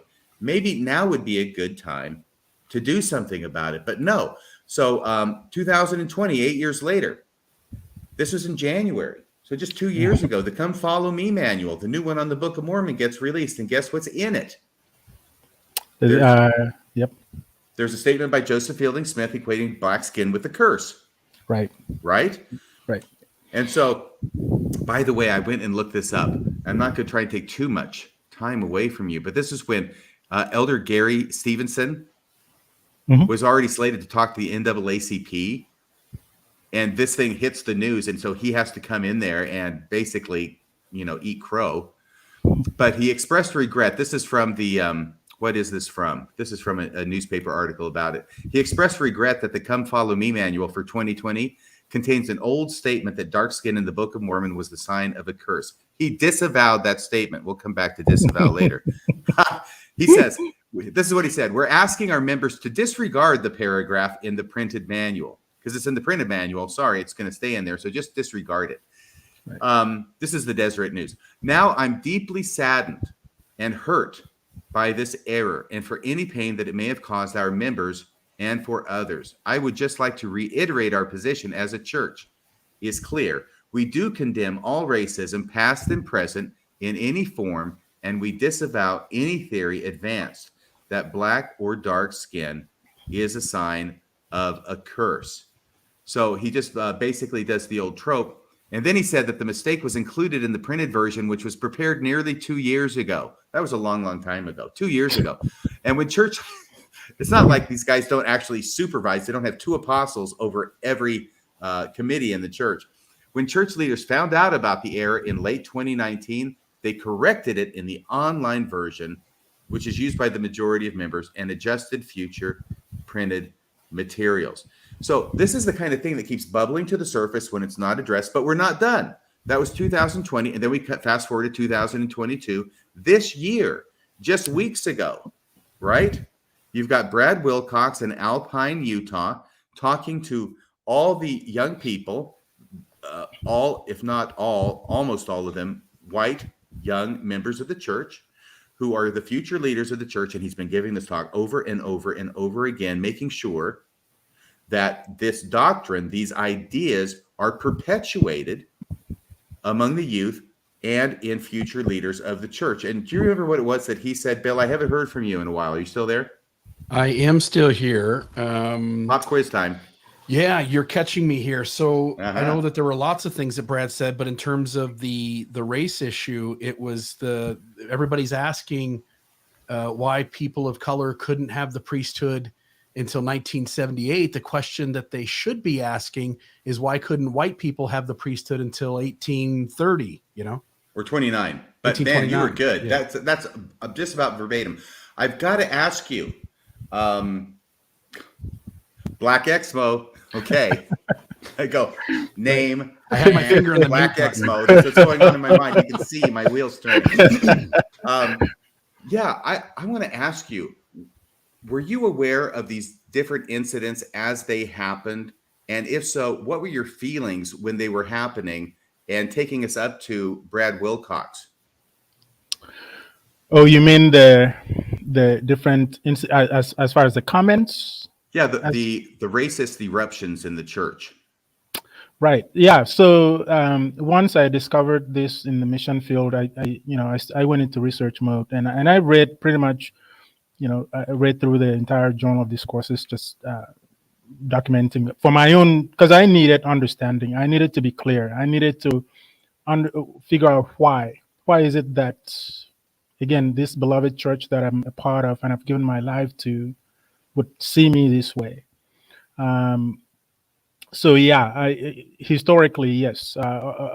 Whatever has been published, I have read through it. The Mormon Doctrine by Bruce R. McConkie, Joseph Fielding Smith's statements. What is it? The path to perfection? Is it the way to perfection? Yeah. So I am. So that those are just the documented ones that are not necessarily mine. But I have. I think I shared this example with you, being in the temple in college, attending the temple for a friend's wedding, and one of the family members, and I know that in retrospect, I think they meant well, but it didn't come out the way they thought.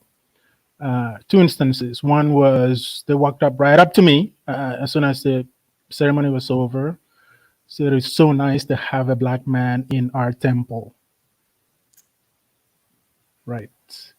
So what that to me, and perhaps others might listen to this and say, "Well, you're being just too picky and too sensitive." But there's always that demarcation, that exclusion, that you don't really belong here. This is ours. This is our domain, our space.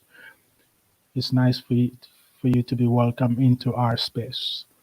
And another comment about just, there was a time that people like you were not allowed in here. I heard that several times. So to your question, yeah, personally I've experienced that. And can I say, just in your defense, if I don't think you need any, but trying to empathize with your situation, this isn't a situation where it's a one-off. You know what I mean? Where there's never been a priesthood ban. Blacks have always been welcome in the church on an equal footing with white people, and you're treated equally with white people in the church. And then a couple people just say something maybe awkwardly worded, right? Right. This is something that you've lived with. It's been traumatizing to you. So things like this can trigger that trauma again. Am I expressing that correctly? Right. That's right. That's right. In fact, for the longest time in the church, it's interesting that we've been wearing masks the last couple of years. But I think after my mission, I learned to wear a mask, not visible to other people, but in my presentation to others, especially in church environments. Like I would have this guard on about me, just because I know what I'm expecting whenever I walk into mostly church Mormon environments. Like I would have this mask on that just, I guess the best way to explain it is like when you watch conference and you see the camera zoom into the one lonely single black face in the Mormon Tabernacle choir. I can't imagine the burden that person has to carry to represent the church and to show diversity, even if it's just one black face. But that's been my experience, is that I have to carry this burden of representing diversity in the church, even though I'm one single lone black face in most environments, most audience, most church buildings that I walk into. Yeah. You're muted. You're muted, RFM. I apologize. There we go. Yes, I'm going to want to pursue this and want you to talk about Marvin Perkins, Gladys Knight, and Darius Gray. But this idea that as a Black person in the church, at one and the same time, you're being treated in a number of ways as less than by your own church and the members, but simultaneously, you are expected to carry the burden of showing how diverse the church is and how open and welcoming they are, when actually that's not even your experience. Right. Yep. Right. Yeah. So I, a number of years ago, the church sent out Marvin Perkins with Gladys Knight to do apologetic tour, I think, in my opinion, explaining that the black skin, even though in the, it says, I will cause a skin of blackness to come upon them so they will not be enticing unto my people. That is the scripture line, right? Like, how much more black can you get when it says that statement, right? Yeah, right. Right. And so they are, and it was an amazing presentation. Gladys Knight was fantastic, fabulous. I mean, amazing voice. But what kept recurring to me is like, why is it that these are the very people who've been traumatized in the church sent out to apologize for this doctrine, when it should be, the apology should come at general conference, right, at the podium, right? Why is it that these people that have been inflicted with this issue are the very people who are having to come out? And yeah, go ahead. Sorry. No, not at all. Was it somebody else who going to say something? Bill, Susie, me? Okay, so let's go back to the B1 celebration. All right, in 2018, Gladys Knight. I told you this, I think, the first time we talked. Black Exmo, was that she just owned that entire auditorium when she sang at the end of it. She sang "There's a Place for Us," right? A Place for Us from West Side Story. Right. Oh my gosh, what a performer. And I've loved her ever since the early 70s and Midnight Train to Georgia, right? So I'm a huge Gladys Knight fan. As a good Mormon, I was so thrilled when she joined the church in the 1980s. I thought, yes, this means that everything's okay now, I guess. Right. But it was huge, right? And yet, through talking with you, I remember that at the beginning of that B1 celebration, there's a talk by President Oaks. Nobody's going to get to know what the heck he's going to say before he says it, because that's super secret squirrel GA stuff, right? You don't get to know what President Oaks is going to say before he opens his mouth and says it. Even if you did, it doesn't make it that much better. But now I'm trying to put myself in Gladys Knight's shoes, whom I adore. Now she's a big girl, right? She gets to make her own decisions in her life. So I'm not here criticizing her. But if I were her and I'm out there performing for a huge audience, I can't imagine what it would be like to be performing at a B1 celebration right after a president of my church has stood up there and claimed that this ban was from God.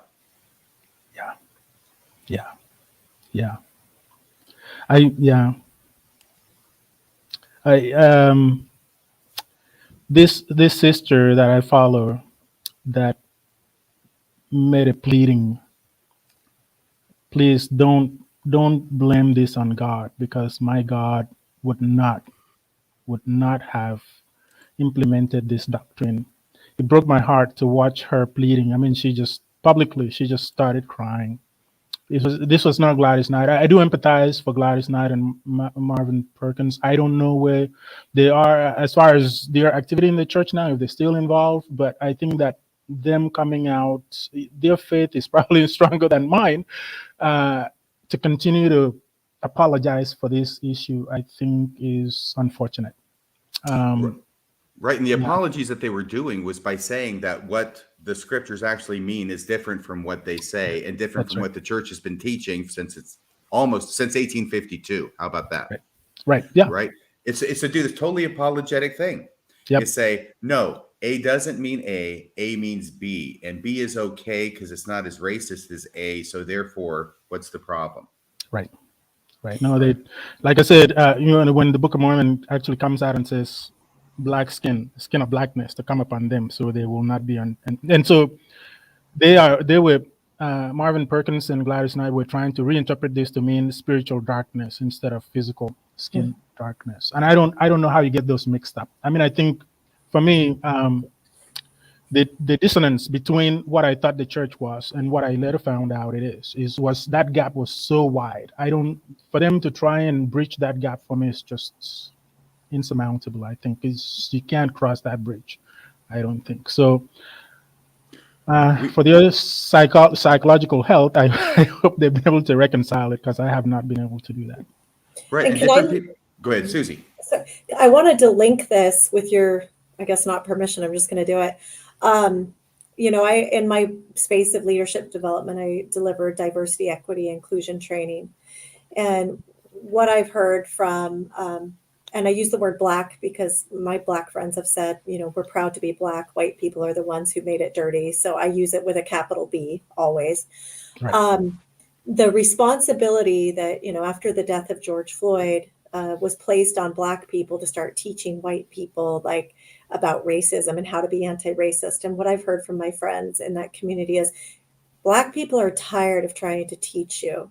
They're already we're asking the traumatized people to go in and then, teach white people about racism and what, microaggressions are, etc. I see this linked in a way that we're picking on our Black members, our traumatized members who also have generational trauma outside of Mormonism as a result of their skin color. And now we're bringing them into a church where they're definitely being the only one or one of the only ones creates trauma. Now we're using them to be the teachers. And I see that as, my Black friends have said, we're tired of teaching you. We're tired. Let us rest. You need to do the heavy lifting now. It's true. Yeah, and one thing, Susie, I was talking about with Black Exmo earlier was this idea that if you were to take a Black Baptist church in the South, and they're in a community and a society where there's lots of white people, right? And so there's that issue, certainly at times more than others, right? That issue of racism between them and surrounding people. But I asked Black Exmo, if you are a Baptist and you're Black, or maybe any other church that I'm aware of, I don't know all churches, but is there any church where, as a Black member, you are taught that God thinks that you're less than white people? Not just the people around you, but that's actually a teaching that God feels that you're less than the white people around you. And I think Black Exmo wasn't able to come up with any other religion where Black members are saddled with that. Susie, do you know of any? Bill?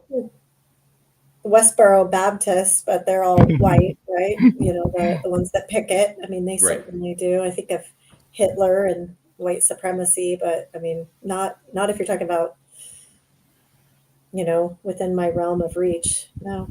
It was remarkable when I thought of that actually God says that you're less than, and not, that's so huge. How on earth can you shoulder that for any prolonged period of time and still be a member of a church that claims to believe in a God who either says that or has said that in the past? Right. Black Exmo? No, you're absolutely right. As far as doctrinally, no. That issue of Cain has been used in Christianity for some time. But in terms of contemporary, modern religious faiths basing, so somebody did a research, and I don't know, I need to look this up, but at some point it turns out that Sunday morning/afternoon is like the most divisive 3 hours in the country, meaning that everybody retrieves and recedes into their own enclaves, their own churches, right? That had to come from someplace, right? The basis for that doctrine had to come from someplace. But as far as, using doctrinally revelation, blaming it on God, I don't know of any other faith that has taught that, at least up through, even during civil rights, when a lot of churches were opening their doors and welcoming people. We can go back to abolitionists. How come the abolitionists had an idea that this was not a true doctrine, and yet in the church did not that was never revealed to the church, that this is not a true doctrine. So, yeah, to your point, doctrinally, from a revelation from God, now God is being blamed. I don't know of any other faith that teaches that. Right. Well, we've got to wind up and open up for phone calls, but Black Exmo, I wanted to give you the opportunity to take a few minutes, as much as you're comfortable doing, and talk about what happened a year ago when your shelf broke. Right. So, as I've indicated earlier, this has been the heaviest item on my shelf, and I apologize that perhaps I wasn't super sensitive to all the other issues. It seems like in the church, if an issue is not my issue, it cannot be an issue for anybody else, and I got caught up on that. But this has been my issue, and it's been on my shelf for a long time, and just trying to figure out a way around this to reconcile this, and it just would not go away. As much as I've pressed it down, as you mentioned, for 30 years, it isn't going away. And I just had to decide, okay, I need to step up and deal with this, and let the chips fall where they may. So I was just listening to a number of podcasts on YouTube, and all of a sudden, one of these podcasts landed within my purview, and I'm like, oh, okay. So I started listening to John Dehlin, and then RFM and Bill Reel, and I thought, you mean I'm not alone? Because this has been such a lonely journey in the church. Terrified of walking away. Did I just being able to forgive myself for the mistake that I made joining the church?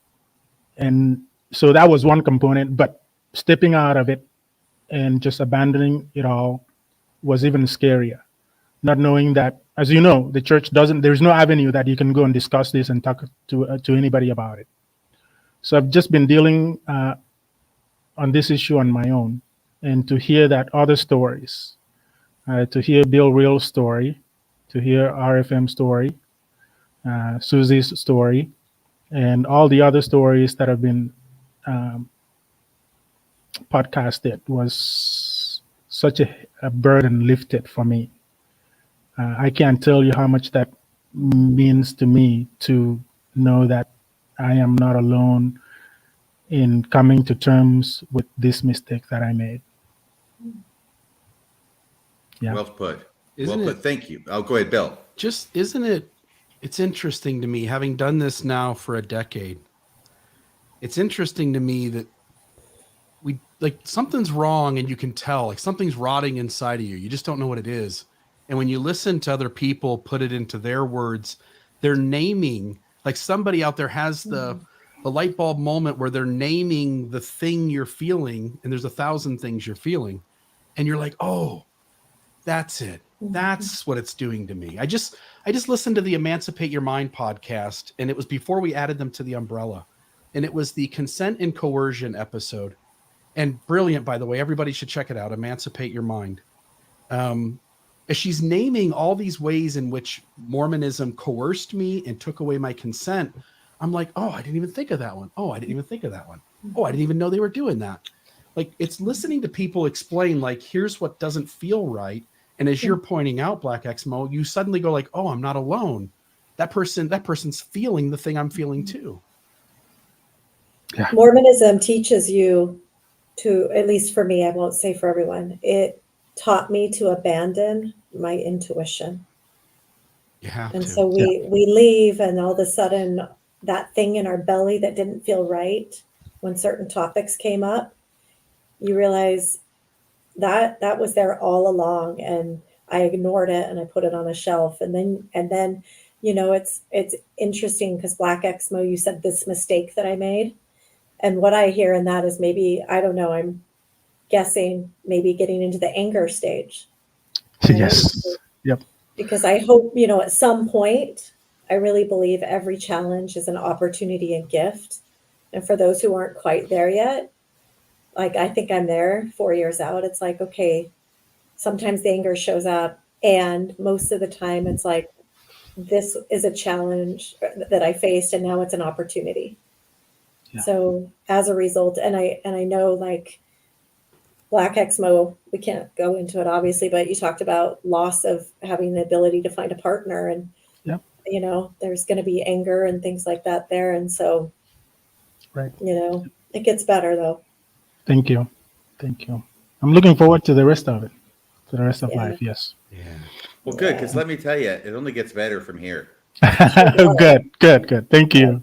I love it. Oh, and by the way, I would just like to tell you, I could tell you this later, but I want to make sure I tell you this now. For both of you, I'm speaking specifically to Black Exmo. When you are done here, you can go back and rewatch this on YouTube and click the live chat feature so you can see the comments that are being made, because a representative sample are being thrown up on the screen by Maven, and there's so much support for you and so many people saying that we are here for you, that you're not alone, and that you're always welcome here. And I think that what I've experienced and what I hope you'll experience is that this community, at least here on this show and in post-Mormonism generally, tends to be much more welcoming. It tends to be welcoming like we had hoped and wished the church would be, but wasn't. Thank you. Thanks everybody. Thank you so much. You can't really see me, but it's verklempt. I think that's Black Exmo speaks Yiddish. Yes. Yes. I only know that from Saturday Night Live. Thank you. Can I add this? I have to add this. He's just as handsome in person as he is by his avatar. Thank you, Susie. And that's saying something. Much love to you. I agree, by the way. Thank you. Are we open for, what is it? Phone calls? Yes. Yeah. It's the Victory for Satan segment of the show. And you can dial 662 Mormons with an S on the end. And that translates to 662-667-6667. And we do have Emily on the phone. Emily, you're on Mormonism Live with our guest today. What's on your mind? Hey guys, I just first of all want to say thank you so much for taking my call, because I have been wanting to call in live and I've never had the opportunity to, because I live in South Carolina. So the distance sometimes is hard, but I just really wanted to let you guys know that I really appreciate this episode. I find it so beautiful. And Black Exmo, I just have to tell you, you are like the coolest guy ever. But I wanted to talk briefly, just super quick, that, you know, I live in South Carolina, and, you know, I don't know if 60% of my state are African American, but there's not one Black person in my ward here. And I find that just tragic. So I don't know if you guys want to talk about that at all, but just super quick before I hang up, I just have to tell Black Expo as well that you are not alone. Absolutely not. You know, like you had this curse be your shelf breaker, but as a woman, polygamy was mine. So we all have our own things based on who we are and what we've been taught growing up. So you're definitely not alone, and we love you guys. And that's all I'm going to say. Thank you. Thank you so much, Emily. All right. We've got, don't have a name here, but did you guys want to address that, by the way, before we go to the caller? Any responses? Sure. Just the idea that there aren't any people of color or Black people in these congregations in Southern wards.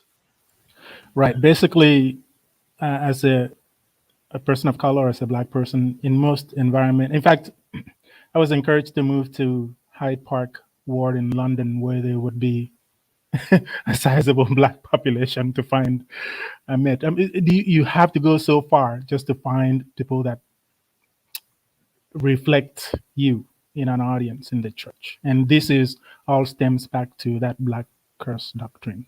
That is the problem. Yeah, for some reason, Blacks don't seem to find the LDS church appealing. I wonder why. They found out. Yes.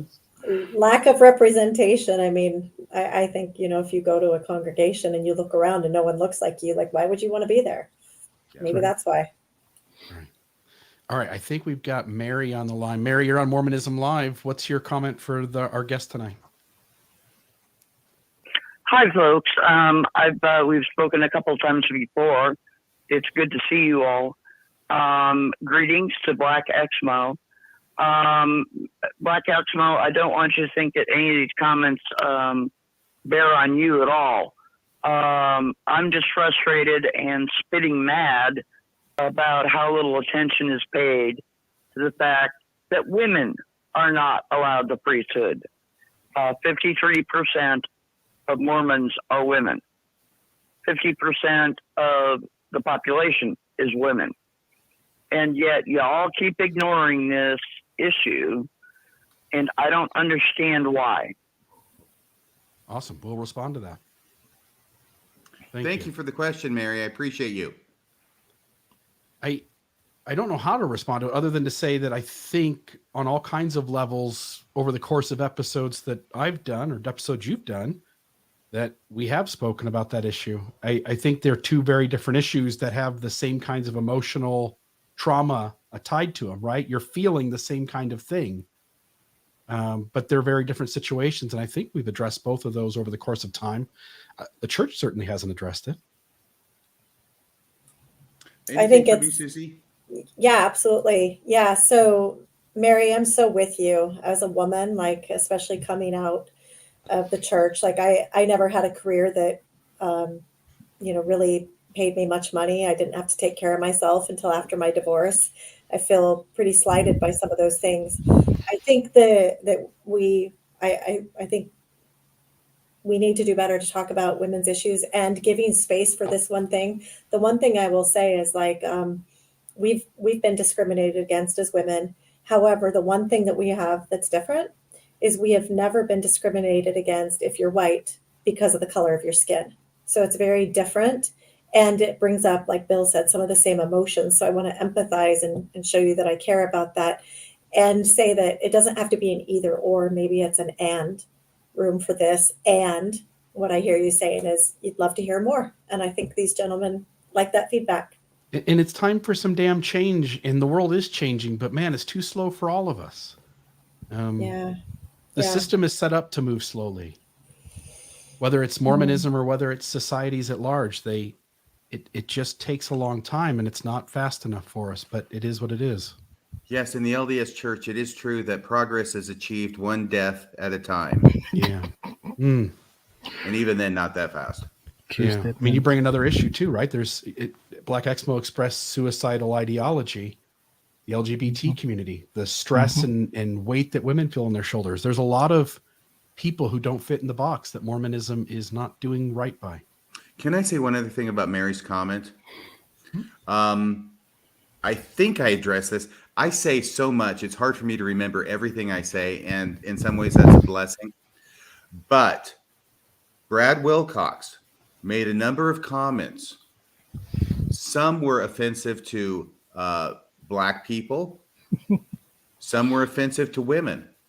And, the things he said about women were just as, if not more so, offensive than the things he said about Black people, and being very cavalier about the priesthood ban and dismissive of it and concerns regarding it.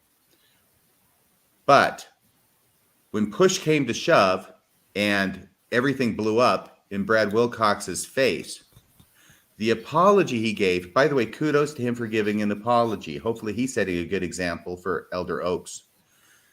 But the apology he gave had nothing to do with his comments about women. It was specifically about what he had said about Blacks and the priesthood ban. So I do agree that there is a lot of focus on this, and it's almost as if we have become so accustomed to being dismissive of women and the priesthood ban on women, which has been there from the beginning and continues today, that it almost doesn't even require comment or apology anymore. It's sort of taken for granted.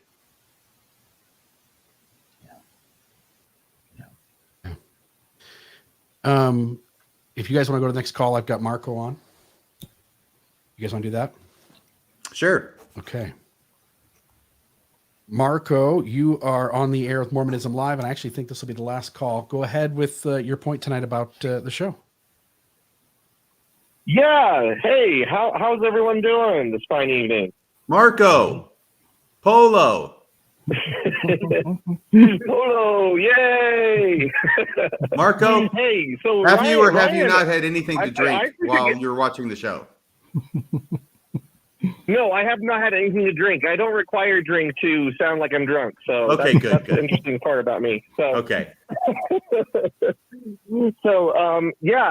actually, I should give credit first of all to Ryan. I'm here chilling with him in North Ogden, and he brought up about the Black Menaces on TikTok, and I actually want to ask Black Exmo if he is familiar with that, and if he is, like, what he thinks about what they're doing.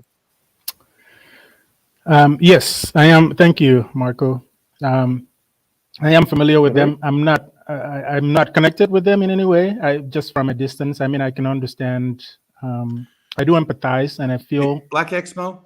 Sure. Sorry to interrupt, but for those of our audience who don't know what the Black Menaces are, could you tell us what they are and then give us your thoughts? Right. Maybe Marco might be able to explain more. I just peripherally just know that they are. I think it's a subgroup of the Black or African American Student Union out of BYU. They have a channel, a TikTok channel, and they go out and they interview students about just comments that have been made by prophets, seers, and revelators over the years. I mean, they would say, "Who made this statement? Was it a prophet or was it Hitler?" Right, and a lot of those statements, and it just goes to show how much the students at BYU do not know about this issue. I think maybe 2 weeks ago, the BYU policy came out that they will need to get permission now to start if they want to continue to interview students on campus going forward. Who does that, right? Who does that? They were interviewing this week. I saw them, so they must not be listening. But I think that they draw out racism without even knowing it. It's like, I will say that I've been surprised at how many of these young BYU students are quote unquote woke. But occasionally it weeds out someone who, I'll say, bless their hearts, they don't even know they sound racist. Yeah. It's educational. I mean, grown-ups can watch it and just imbibe the knowledge that is coming off of that. I think it needed to happen, just because I can't imagine those students under the circumstances having to deal with this issue when they should be focusing on the education. But there we are. I'm going to put it up on the screen specifically because I guess Dan Vogel's asking it. I'm a little nervous of the question. If you don't want to answer, like, we can just move on. But do you have any thoughts on Kwaku? A long time ago, before I became before RFM and I met, I think I made a comment. I think Kwaku is angling to start his own church. That's all I have to say. No sweat. All right, that's it for our calls. Well, I want to take this opportunity to thank Black Exmo and Susie Benson for coming on the show tonight. Thank you so much. I know we went a little bit long, and especially for those on the East Coast, and God forbid if you live in Scotland, it's very, very late. We have actually listeners around the freaking world. So everybody, thank you so much. I really appreciate it. And please don't forget that it is African Promise. No, it's the African Promise Foundation, correct? .org. Yes. .org. African Promise Foundation.org. And please go make a contribution. I'll be doing that after the show. And let's help Susie with the great work that she's engaged in. Yeah, and you were saying, Susie, the cost is so low. I think I saw on the website as you guys were talking, I was looking at it, $35 to support a kid for a month, 400 and something bucks for a year. I think I raised it. It just verbally, I raised it. It's a little closer to 50 now because we've 2 years since. But still, I mean, at that point, $600 for a year. Yeah, I call it the Starbucks effect. If you can afford to get a $5 coffee, how many days a week can you get rid of one of those? Maybe 5 times a month. Yeah, and people. I just want to say a little further because I think it'll help the cause, which is people have in their minds that once they get burned by the church, they're really nervous about passing money on to anything. But for those who, you've left, you've got 10% of your money back. Sending $600 a year to a cause like this and helping a real person over the course of an entire year, man, it's not anywhere near the 10%, and it's doing real good work. And Susie, forgive me for asking a lawyer question, but is this tax deductible? Yes. Yep. It's a 501c3. All right. Thank you.